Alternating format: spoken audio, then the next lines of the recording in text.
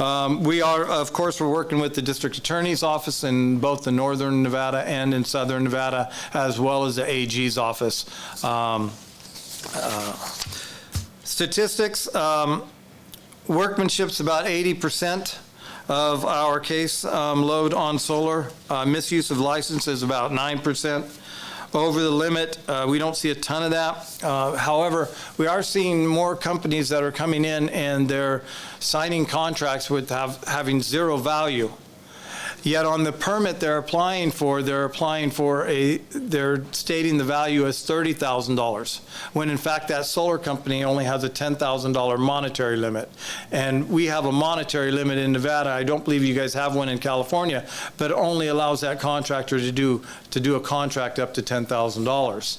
So we see them far exceeding that, which means to us that they're not really qualified to do that work. And that concerns us quite a bit. Fraud and deceit, I've went over, and misrepresentation, those can actually be combined. They're about 5% each. Our enforcement strategies, again, our solar investigation unit, we're working closely. We have a good team of north and south investigators all involved in that, criminal and compliance, and we're trying to hit the industry hard, let them know that we're out there, let them know that, the good contractors, we want to be out there, but the bad contractors, we don't. One of our problems is that we have so many cases, 289 cases out of, and we roughly have over 1,000 cases. It's not as large as California's problem, but in comparison and percentage-wise, it's just as large. And that's what I have. If you guys have any questions, I'm happy to answer your questions. Thank you. Thank you, Mr. White and Mr. Wayne. Are there any questions from board members, please? Through the chair, just briefly, not so much a question, but a comment. I really like the idea of this payment performance bond situation where, you put the onus on not just the little homeowner person. It's a really good thing going forward. Also, our legislation where we actually have benchmarks as to when people can bill and get paid, that's a huge thing for the consumer that really doesn't maybe understand, get sold something really quick. And it might be a reach, but I know in a lot of industries, mine in particular, for very high-end products, we can't buy it unless we're pre-qualified.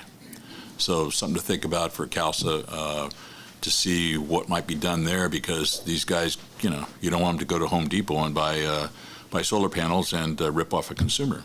If there's a way to some way control the purchasing and application of some of these particular products, that might stem some of this stuff. So just a thought.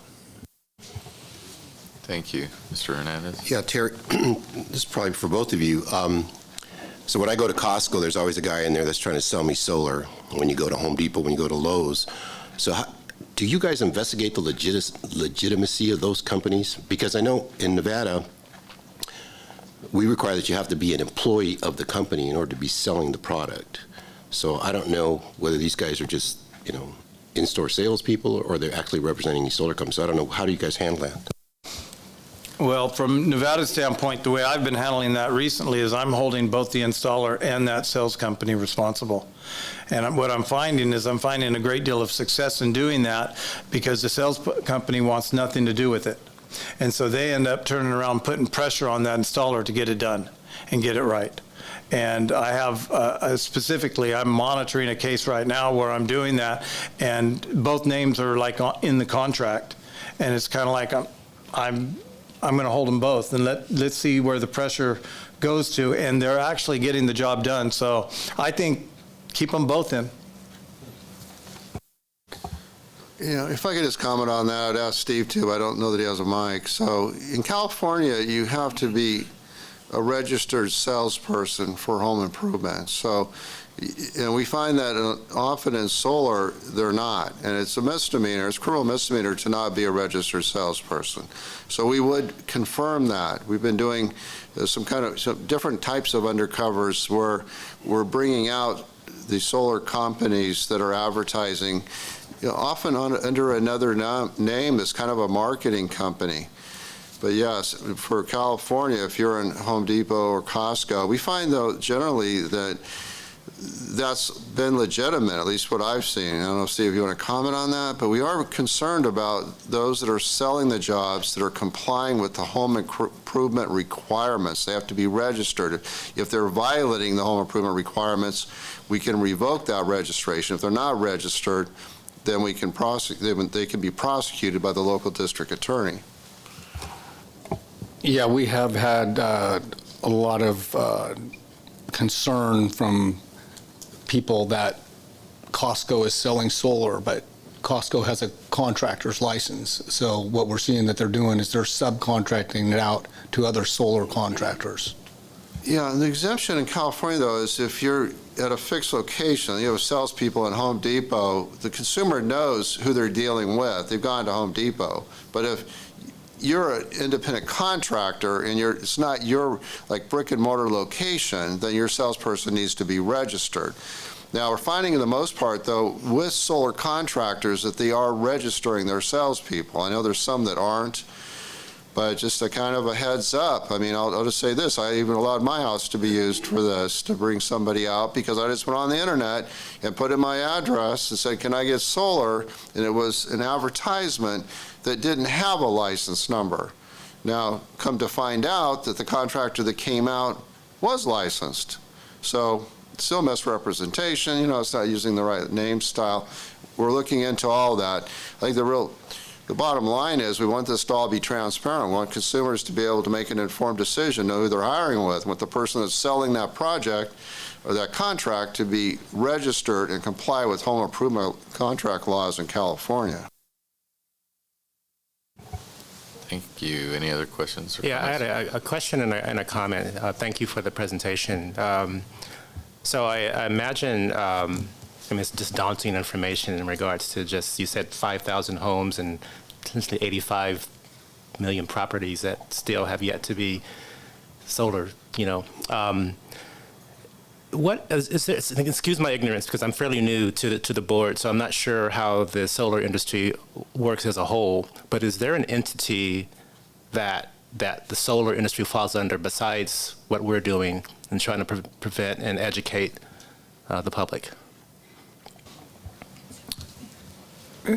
The Consumer Affairs? Well, yes, Consumer Affairs Division would also be involved in that, but, we're the regulating body for contractors. So we can deal with the contractors, but Consumer Affairs probably has a broader reach than we do. Thanks. And one other question. So I imagine there are lots of good solar companies out there, but there's with the complaints that we're reading and seeing how it's escalating, then there's more to come. Are the solar companies that are reputable, are they in any type of collaboration with us to not have their names tarnished because of this rampant increase of complaints and fraudulent activity? I would say they're not in any danger of that happening because I know of a lot of good solar companies, and I don't see them across my desk.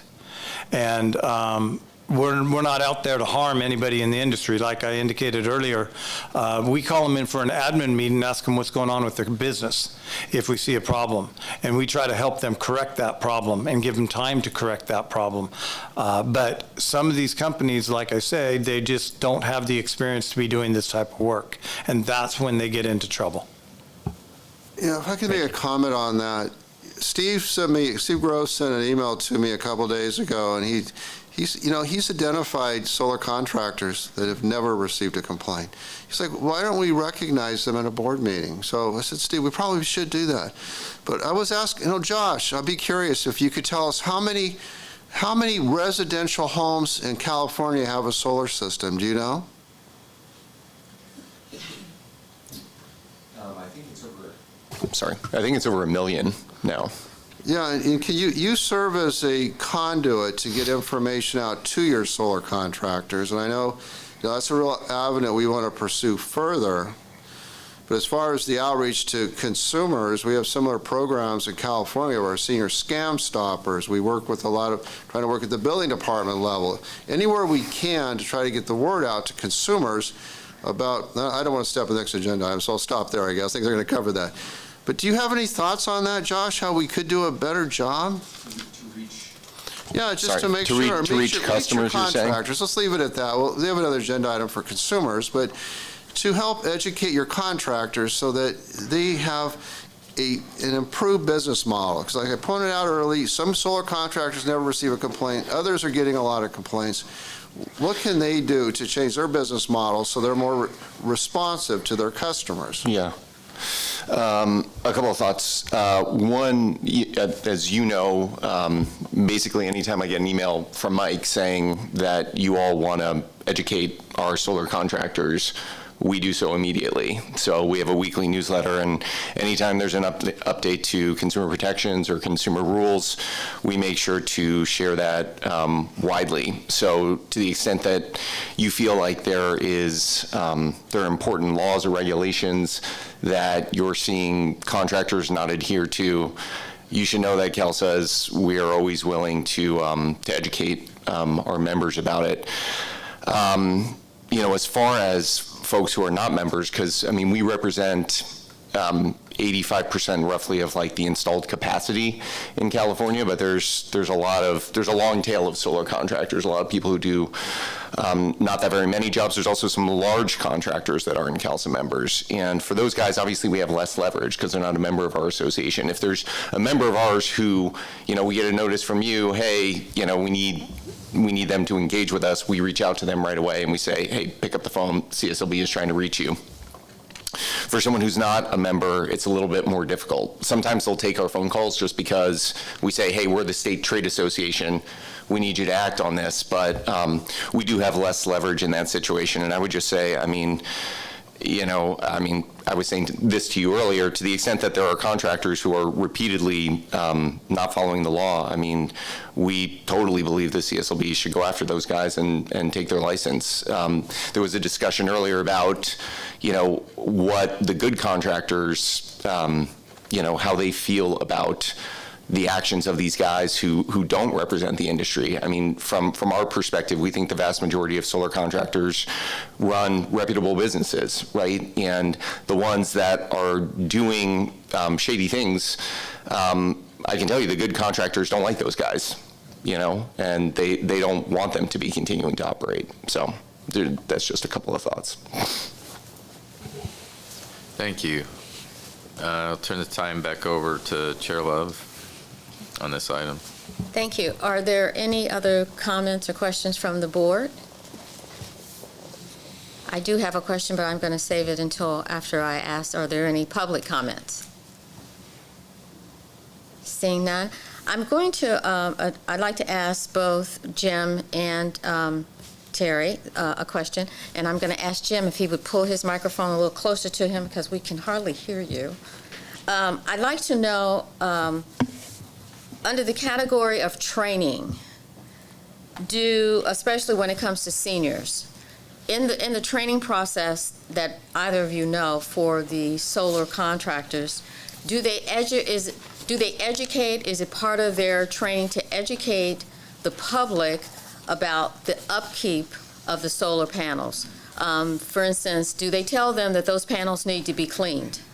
And also, do they look around the home that's receiving the panels to see if there are large trees there that will block the sun from the panels performing efficiently, which means their cost is not going to go down like they expect? Is that part of their training? Josh would be good for that. Here says Josh. That is a specific question that would be difficult for me to answer and might be more for CalSA. Yes, it would. Okay.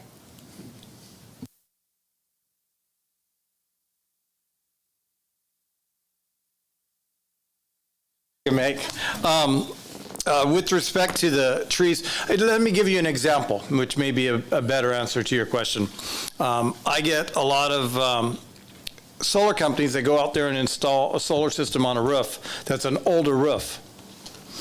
And now all of a sudden, after they install the system, they tell the homeowner that they need a new roof because it's leaking like a sieve. Okay? I tell the solar company, well, you're going to have to pay for that roof. And they look at me like I'm nuts. And I tell them, well, you should have done an inspection of that roof. You shouldn't install it on something that needs to be fixed and repaired. And 9 out of 10 times they fix it. So that's one example. The tree incident, we have a specific case up in northern Nevada with the trees, and they put the solar panels underneath the trees, and surprise, surprise, they don't work very well. I think those are obvious things that they do need to inform the consumer of. The consumer is not the expert in solar. I believe that the experts in the solar, they know where the sun's coming from. They know exactly what angle the panels are supposed to be at, what direction they're supposed to be at, and they're not supposed to be under trees.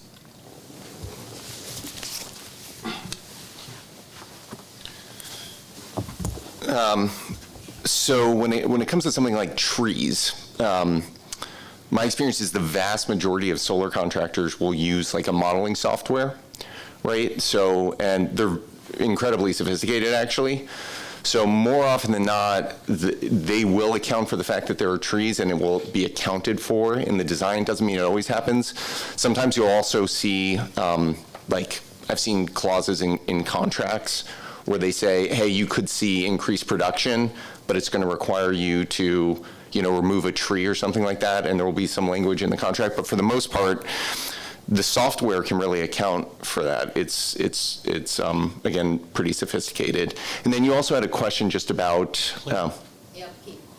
the maintenance of the system. Yeah. So a couple of things. One is that in California right now, for any net metered system, so that means it's connected to the grid, there's a pretty lengthy consumer guide that all consumers have to review. They have to initial the first 4 pages, and they have to sign the last page. It talks in that about maintenance, for sure, of your solar system.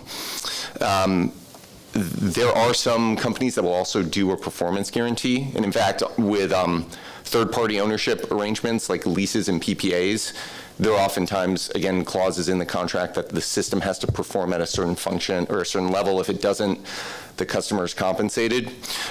There's also platforms out there that essentially will guarantee production of your system. So there's a couple of products out there. I've notified the registrar about them.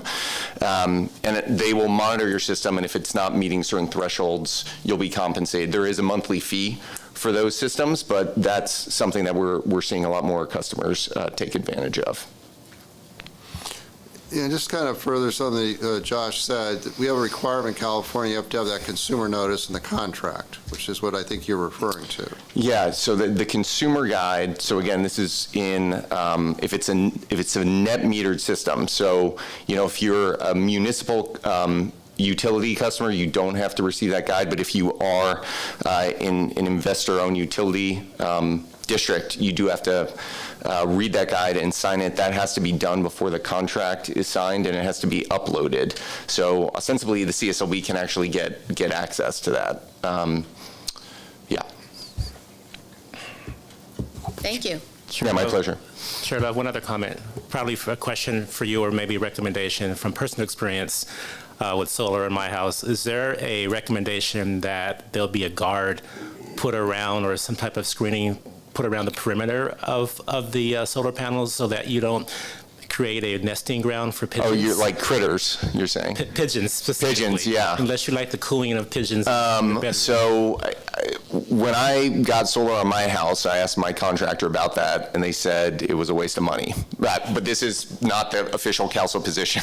I want to be clear. So I wouldn't be able to, I'm sure some people have different takes on that. CalSA doesn't have a position, but that was my own experience.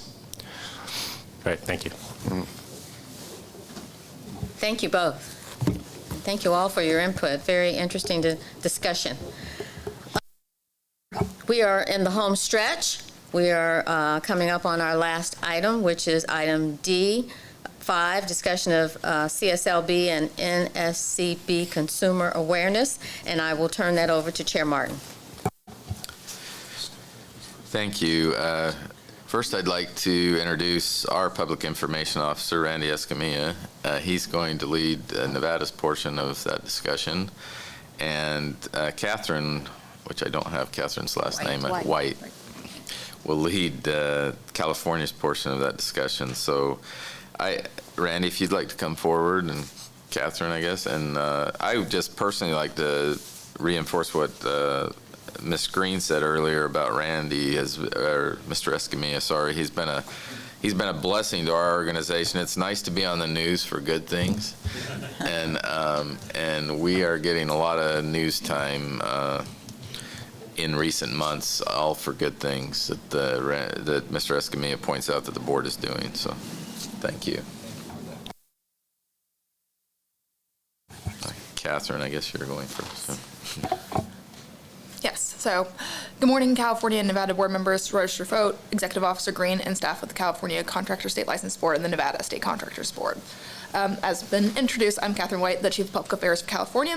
We're going to be talking about our communications work as it relates to solar, traditional, and social media, workshops, and public outreach. Now I'd like to introduce Randy Escamilla, who is my counterpart in Nevada. And could I ask you to pull the microphone a little closer to you? Good morning. Thank you, Catherine.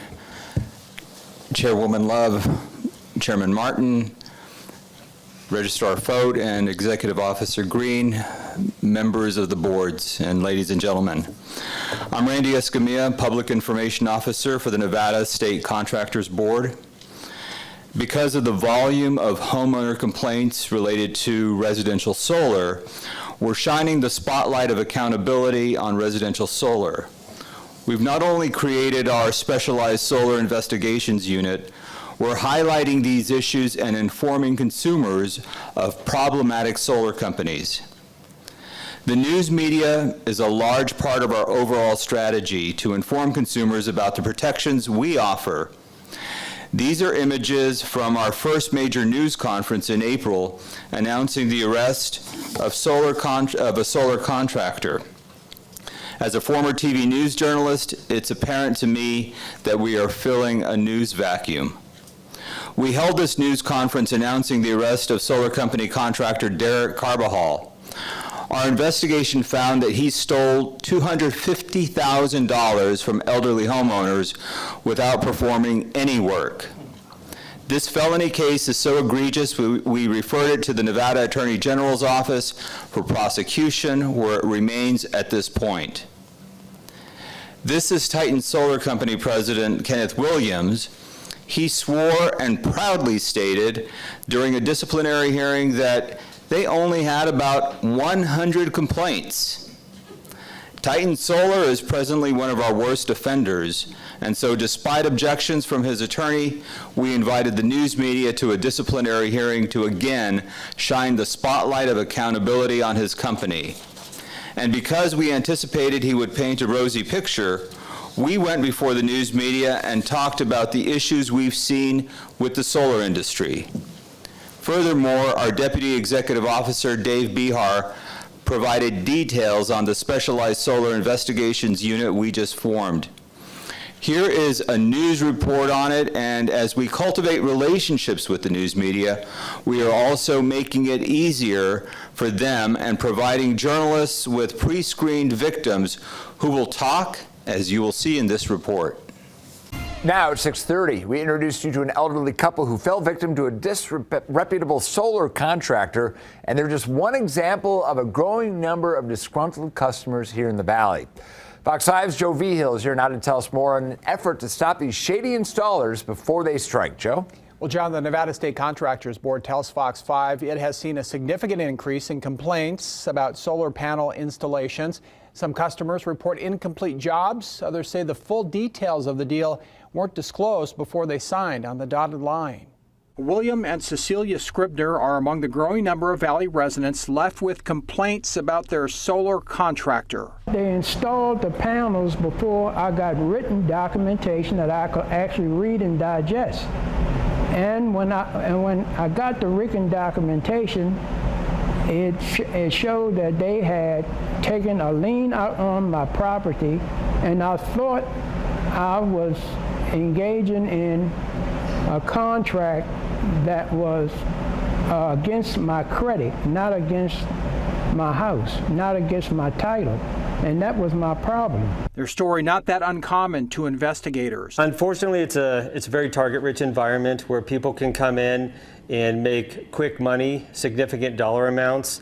What we've seen is that they'll come in and they'll make a lot of false promises to homeowners, promise them rebates and discounts, or government is going to give them dollars back in return for signing up for solar. David Behar is a Deputy Executive Officer with the Nevada State Contractors Board's new Solar Investigative Unit. The unit's goal, to crack down on shady contractors and educate the public about their schemes. Behar warns we are entering the season for solar scams. We're in a very warm climate. This time of the year in particular is when we see an increase in this type of activity because everybody's starting to get a much larger power bill and they're trying to find ways, how can I reduce that? So Behar's first and best piece of advice: do your homework. Take some time to research who you're dealing with and make sure they haven't had prior discipline with anybody. And before you're going to make such a large commitment for something that's going to be, a 25, 30-year loan, for example, really take your time to understand what you're getting yourself involved with. The Attorney General's Office and Public Utilities commissioned 2 reports seeing a spike in solar complaints. In fact, it's a problem across the Southwest. We do have a link on our website to all the resources you'll need to either file a report or learn how to avoid a bad deal. Just head to fox5vegas.com. John. Joe, thanks. And we have links to resources for victims of solar scams and for potential customers on our website. Just visit fox5vegas.com. So 2 weeks after this story aired, and it just aired a few weeks ago, another solar company with a good reputation, SolUp, contributed $10,000 to pay down this elderly couple's $25,000 predatory loan. It truly goes to show the power in utilizing the news media for our strategic messaging. News stories on the Solar Investigations Unit were also broadcast in 11 states, but we are not stopping there. We're also going throughout Nevada informing homeowners about the consumer protections we offer through the Residential Recovery Fund, which could grant harmed homeowners up to $40,000 for damages caused by a licensed contractor. In addition to print and broadcast media, we're also utilizing the tools we have for consumer awareness. We, along with the California Contractors State License Board, have published this NASCLA-produced video on solar precautions on our website and on social media. And with that, I'll turn the table back to my California colleague, Catherine, who will expand on the state's efforts here. Thank you.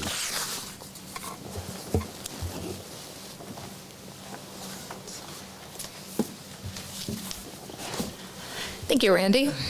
The Contractors State License Board provides resources to homeowners on its Solar Smart page on its website. We're in the process of updating it and streamlining it to make it more useful for consumers so they can avoid unscrupulous solar contractors and do their homework before deciding to get solar for their home.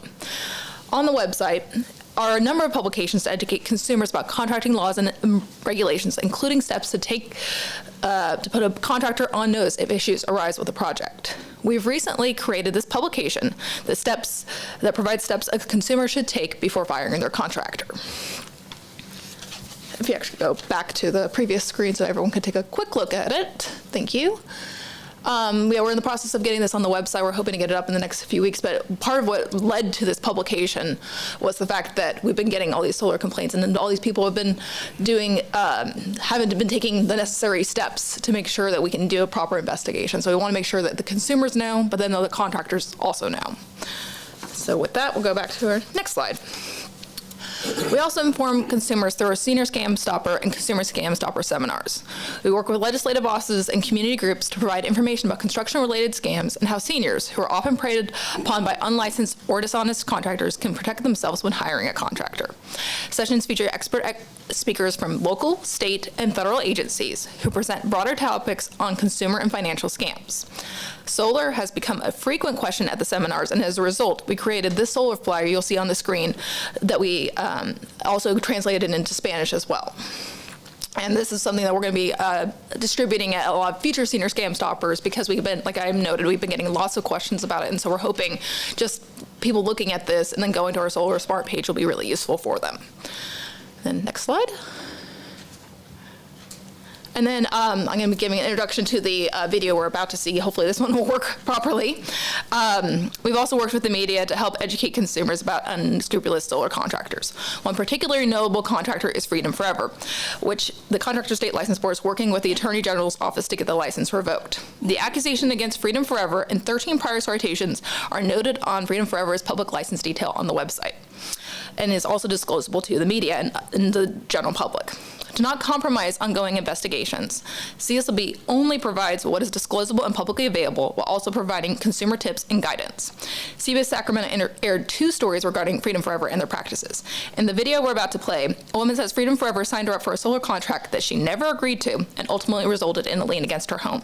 The second of the 2 stories had focused on the tactics that Freedom Forever salespeople use to get consumers to agree to contracts. Homeowners in Sacramento and across the country are finding liens on their homes for solar panels they never got and say they never wanted it. It was time for Call Curtis to investigate. Yeah, there's so much buzz about solar, but some people are saying they just showed interest in solar and somehow got locked into loans. That's my roof. If you look up at Andrea Bacretta's Sacramento roof, you won't find solar panels. She says she decided against them after meeting with a salesperson from solar company Freedom Forever. Then, more than a year later, this invoice showed up from finance company Solar Mosaic, saying Andrea owed $11,640 with a loan maturity date of 2048. I thought that's a mistake because I knew I didn't sign anything. And again, she never got solar panels. But to take out a loan, somebody needed her social security number. How would they get your social security number? I give them because he said he needs it for the estimate. Aside from the loan, we discovered Solar Mosaic filed a lien against her home in February of last year. Can't believe it. You were the first one who told me that. So he says that's when he signed a blank iPad. Similar stories are getting reported about Freedom Forever and Mosaic. In Arizona, 2 different homeowners told local station KTVK they got billed for solar panels they didn't get or want. And it's horrible. Power your growth through Mosaic. In this video posted to YouTube, lender Mosaic encourages its partner contractors to get homeowners to sign deals digitally with no paperwork. And closing the sale in the same visit. Protesters from as far away as Los Angeles showed up to Mosaic's Oakland headquarters last month, demanding the company cancel loans, claiming the company conspired with contractors to defraud homeowners. In Andrea's case, Freedom Forever Solar told us there are some significant factual errors in her claim, saying she docu-signed a contract in February of 2023. I asked them to send her that contract. Andrea insists she didn't sign it. This is an electronic signature. Your signature is not on that piece of paper. No. Freedom Forever supplied us the DocuSign audit of that signature, which raises even more questions. It shows Andrea viewed the contract at 10:41:12 and signed it at 10:41:41. 29 seconds later. How could she possibly get through a 24-page contract in 29 seconds? Mosaic then claimed these are the loan documents Andrea signed that same morning. And despite English being her second language, Andrea's speed reading skills got even better, according to the DocuSign audit they provided. Viewing 29 pages starting at 10:47:20, signing it in 6 different spots by 10:47:47, 27 seconds later. Mosaic also claims they confirmed the loan terms with her on a recorded phone line, yet they refuse to share that with us. Despite standing by its contract, Freedom Forever now says we worked with her lender to ensure the loan was canceled. Mosaic sent her this confirmation showing the loan is canceled, and we found the lien termination filing with the county. I can check my broker. Andrea says the stress from this loan tied to solar panels she never got and says she never wanted has left her with dangerously high blood pressure. She wants both companies held accountable. Because somebody needs to stop them. We've also learned the California Contractors Board has fined Freedom Forever 13 times since 2017, and they are currently going after Freedom Forever's license. We contacted Mosaic about the claims of their protesters that it's conspiring with contractors to defraud homeowners. The company did not answer that question directly. However, they did tell us they take these safeguards very seriously, and if there's an issue, they work with homeowners to resolve them.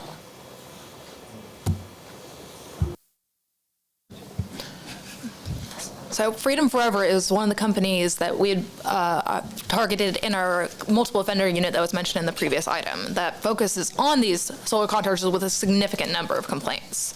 So shortly after the multiple offender unit was created in late 2023, the Public Affairs Office included an article in its newsletters informing licensees of this new unit.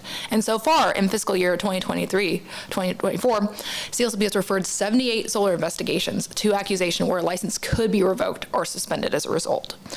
Both California and Nevada continue to work to educate consumers when it comes to solar, and we're constantly coming up with ideas to reach the most people and take the bad actors out of the industry. With that, I'll turn the table to Public Affairs Committee Chair Miguel Galarza and Nevada Board Member Louis Polish to continue the discussion on ways both CSLB and NCCB can address issues in the solar industry while working with the media. Chair Galarza. Thank you, Catherine and Randy, for your presentation. I mean, this could be a TV show, right? Catch a solar thief, right? I mean, fantastic work. The board's presentation, quite frankly, any board members have any other ideas on how we can improve the websites or publication helping to address this issue? Yes, Ruiz. Yeah, my initial thought when the spokesman said, well, folks should do the research before hiring a solar company. I'll be honest, I didn't know we had a solar, page on the CSLB. I'm new to the board, but I didn't know that. So most folks won't know that. And if it's possible to have anyone that's selling solar produce that information to the potential buyer and say, hey, look, if you want additional information about consumer affairs issues or whatnot, check out this website. If that can be a requirement for those folks that are registered. I know that a lot of them are not registered, but for those that are registered, and make it almost like a Carfax type of deal of like knowing of what you're buying and who you're dealing with.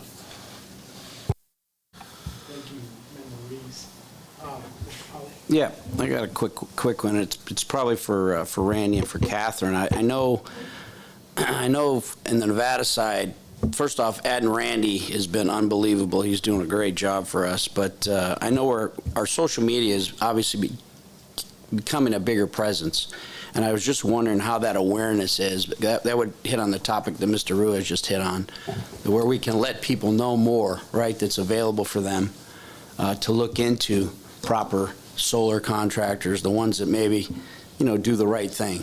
Are we noticing a big influx with that, with our social media presence? Thank you, Mr. Polish. I can report that our social media has skyrocketed over the last couple of months. Facebook, for instance, had 173% increase over the last month. LinkedIn, which is a social media for business to business, in readers has increased by 70% over the last month. In both Facebook and LinkedIn posts on solar, the solar category remains the top performing posts. In other words, followers want to see what's going on with solar. And lastly, the one thing that followers also love to see are when unscrupulous solar contractors are arrested. And then I'll note as well that for more than a year now, we've actually been doing pretty regular solar posts on our social media, partially because we thought most of the time, a lot of solar contractors, and especially the unscrupulous ones, use social media to try to promote free solar or discounted solar or whatever it might be. And so we want to make our messages more and more prominent. And we've seen an increase in our social media following as well. And especially as we continue to update the Solar Smart page on the website, we'll be promoting it even more on social media and showing it as a resource. And we're going to have additional pages that we want to have just to make sure it's clear cut to whatever consumers want to get solar, to make sure that they do their homework ahead of time.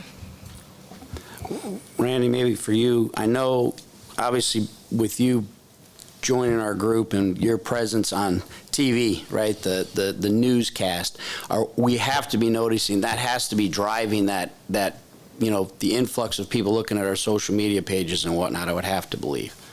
Definitely, it's part of the full strategy. So whenever there's a story on the news, on TV news, we post it, or in the newspaper on any website.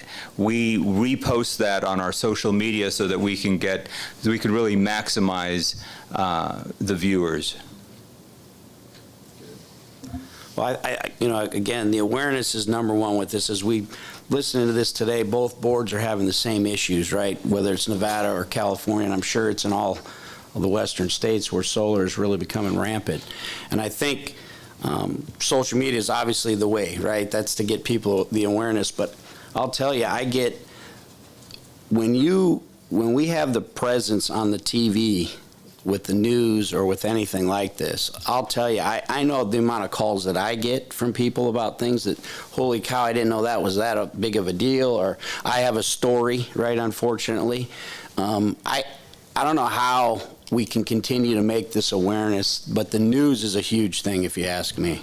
I can inform you that on Monday, one of the TV stations in Las Vegas will be doing a story on a disciplinary hearing which took place on Wednesday, and the administrative law judge threw the book at a solar company. Not only was the license revoked, but the 3 officers of that company are prohibited and banned from ever getting a license again in Nevada. As also, they were fined $460,000 for the damages that they've caused people. That's good to hear. Again, I sit on the recovery fund for our board. And we had a homeowner, I think it was 2 or 3 months ago, that had, it was an elderly lady, but she had paid $120,000 and got nothing. These guys never even showed up at her house. I mean, again, the awareness has to continue, because this is, it's rampant, and it's becoming large dollars, right? And so, again, our recovery fund can only hand out $40,000, which is still a large sum of money, but when somebody's getting, you know, jacked for 120, that's a big deal. So again, appreciate everything that you both are doing, because it's very important for that awareness to get out, and the drive and the lead that you're doing, it's very important. So please continue. Thank you, Member Polish. Jim, you're on our enforcement. Any thoughts you want to share on how associations, professionalism? Yeah, and I've been involved with the media for a bunch of different reasons over the years, but you never hear from the news media about, we want to report on the good solar practices of some companies. It's always the negativity stuff. And many of these in news media have not enforcement divisions, but investigative units. And if we, as our public affairs and Nevada, can reach out to us, you know, we had a joint board meeting, and this is rampant. Consumers are being ripped off. I want you to do some investigative research into some of this stuff and get it on the screen, because the normal consumer is probably not going to look on the internet one day and say, hey, gee, I'm really interested in solar. If they see it on the news, the local news, and some of the investigative reporting that's done, their eyes are going to open up.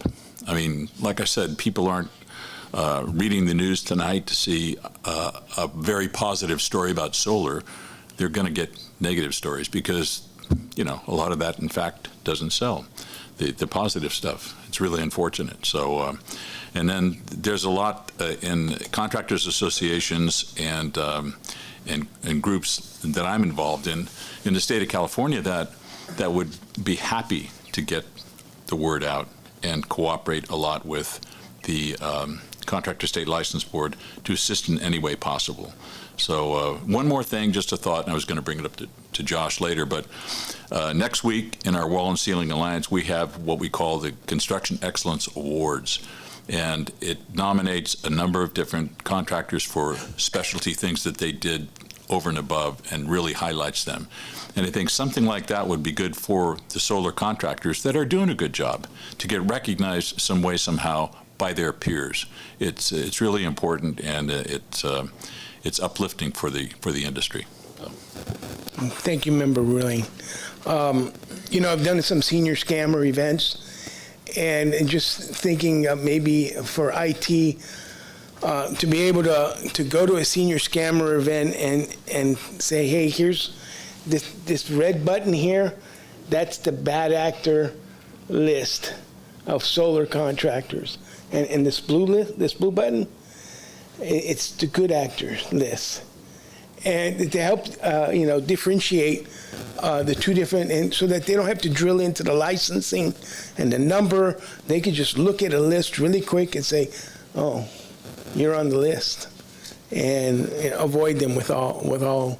So creating a landing page, maybe a solar landing page, might be something to look at. So with that, any other questions or comments? Yes, Member Ruiz. I just had a question regarding those that get debarred from Nevada.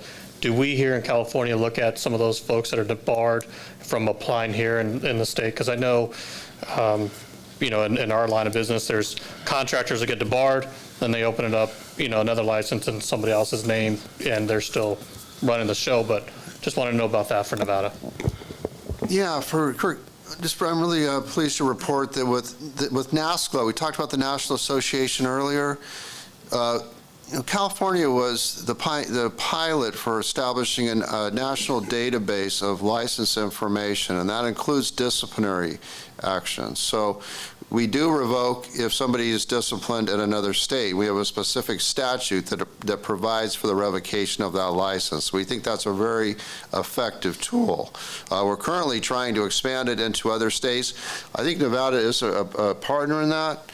But I believe right now we've only got 8 states that are contributing to that database, so we've got an opportunity to add others. So thank you.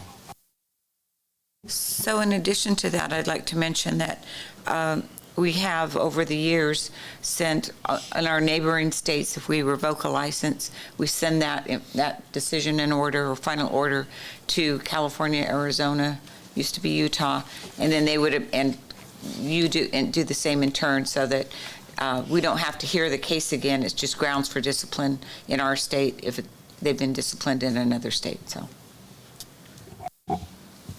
Yes. Well, first of all, I just wanted to thank everybody for their attendance, but a couple of comments I want to make. I am just so proud to be part of the board. There's been a huge evolution. Thank you to Margie, to the board members, to the staff. When I first got on the board about 12 years ago, the Nevada State Contractors Board was looked at like a group of people that really didn't care about what happened to contractors or what happened to the public. I'm the public member. But I've noticed this huge evolution now where we are focused on making sure that we are working hard for the consumer and protecting them. All those naysayers that used to come to me and complain are no longer complaining. Now they're coming and doing the right things by either reporting the problem or taking action however they can to ensure that those contractors, the bad players, are getting at least revocations or suspensions or some kind of a hearing in order to continue to avoid these bad actions. But I really have to commend Margie. We're going to miss you. I just want to say this, but you're the reason that we're this top. Thank you. Thank you. I appreciate that. If there are no other comments, I'm going to hand it back over to Chair Love and Chair Martin. Thank you.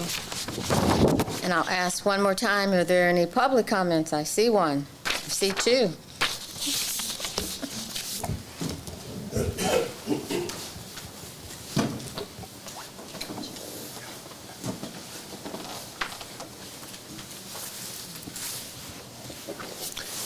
Hello there. My name is Eric Choi, and I'm from a technology company. We are Mesh Verify. What we do is that we focus on professional license verification and monitoring service and notification services. I would love to be able to talk to Mr. Miguel about the opportunity to create that button potentially and to be able to better serve our customers from that perspective. What you're doing from a CSLB perspective in Nevada, I think it's fantastic. What we do is that we access that information and we share with our customers, and we also provide monitoring service so that every contractors can be separated. The good contractors and the bad contractors can be separated through our monitoring and notification service. So if there's an opportunity, I would love to be able to connect with any one of you to figure out how we can make our products and services better. Thank you.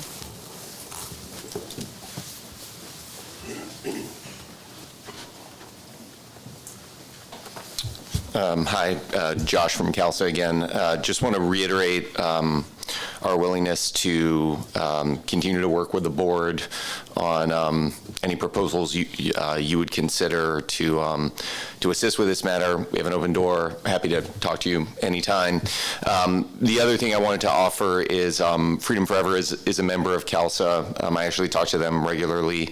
I feel confident they would be willing to continue to, like, if you're having problems connecting with them, we'd happy to facilitate that, and I suspect that they would be, and I know they would be very much willing to continue a dialogue with you all. So please let me know if we can assist with that in any way. I know they do take consumer protection very seriously. So.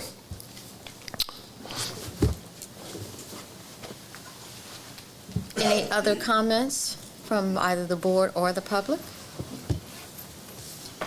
Okay. With that, if there are no objections from Chair Martin, I will move us into our final item, which is to adjourn the meeting. Okay. With that, this concludes our board business for today. Before we adjourn, I want to thank the Nevada Board and staff for the strong working relationship that has been developed and collaboration on consumer protection goals. And I just want to take a moment of personal privilege to say this is my official last meeting as chair, and I want to thank the staff of CSLB for every opportunity and everything that they have done to assist and make my term a very productive and informal and smooth ride, so to speak. And I also want to take a moment and thank Melissa Gear from DCA for attending our meeting. She normally does not come to these meetings, but she graced us with her presence, and I hope she has good reports and notes. She's been fiercely taking notes over there to take back and talk to her board about. I also want to say that I'm extremely pleased to have the opportunity to be chair and to, so to speak, say goodbye to Susan Granzella and David De La Torre. This is their last meeting for their terms, and they've been here, and their voices are have been much needed and heard. And last but not least, I want to congratulate and thank, and I'm glad I'm a part of Margie Green's last day as she retires into, we know she's going to be a consultant. She's not saying that yet, but we just know that that's what's going to happen. So I just want to say thank you. It's been my honor and pleasure to be chair, and I am still around till 2026. And I'm also still chair to July 1, and I'm sure Dave is going to take advantage of those couple of weeks by calling me for something. So again, thank you. And with that, may I have a motion to adjourn the California board meeting?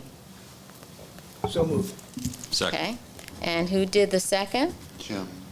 Jim, okay.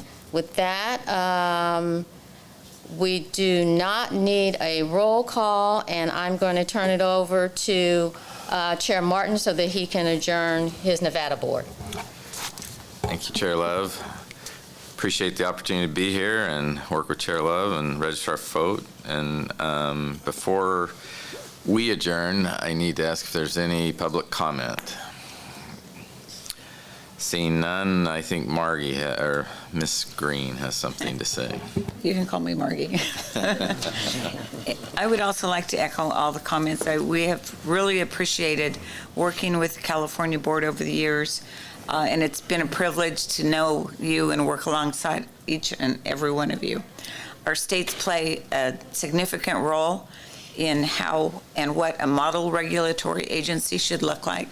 And I think these two states, we are definitely it. When we look across the country at the other contractor licensing boards, I don't think there's any comparison in our two states of what we do. So again, there hasn't been a day that's gone by that I've worked here that I haven't learned something new, and today I learned a lot, and I love some of your legislative ideas. So with that, I would just want to say thank you, and it's been a true privilege. Thank you. And I almost forgot, Margie asked me to let everybody know there's lunch in the back. It's her treat today. That's her gift as she retires to everyone here today. With that, I'd like to get a motion to adjourn the Nevada State Contractors Board meeting. So moved. Second. All in favor? Aye. Thank you. Meeting is adjourned.